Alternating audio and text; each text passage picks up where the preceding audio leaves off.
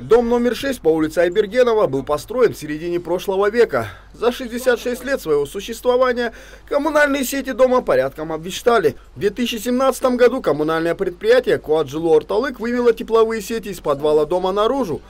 По сложившейся схеме старые трубы подлежали демонтажу и списанию. Но жители 3 домов по улице Айбергенова решили, что трубы должны остаться на месте, так как демонтаж может угрожать целостности конструкции 4-этажных домов.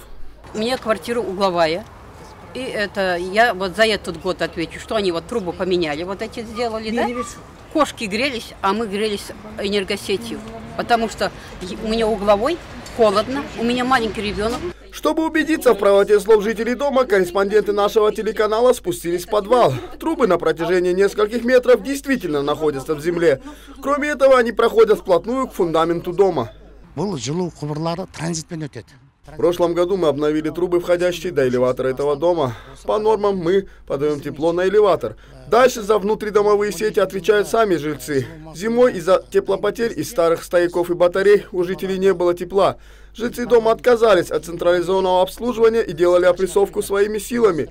Что касается трубы, то она, согласно техпаспорту, зарегистрированному в юстиции, находится на нашем балансе. И при замене тепломагистрали мы обязаны сдать ее на списание. По словам главного инженера теплоснабжающей организации, тепловики в течение 2017 и текущего года заменили десятки километров старых труб по всему городу. Но только жильцы 3 домов по улице Айбергенова проявляют упорство и не желают демонтировать старые трубы. Тепловики даже вызывали участковых, которые, впрочем, посоветовали сторонам обратиться в суд. Возмущение жильцов идет, что они не хотят с их дома, чтобы трубы были демонтированы. Вот в чем вопрос. Они переживают, дом старый, что могут пойти повреждения, осадки и тому подобное. Все. Вопрос вот в этом стоит. Тепло есть, нет, это другой вопрос. То, что они трубы проложили, модернизация, им за это спасибо. Как бы да. Вопрос в трубах. Пусть письменно дадут, что они берут на себя обязательства.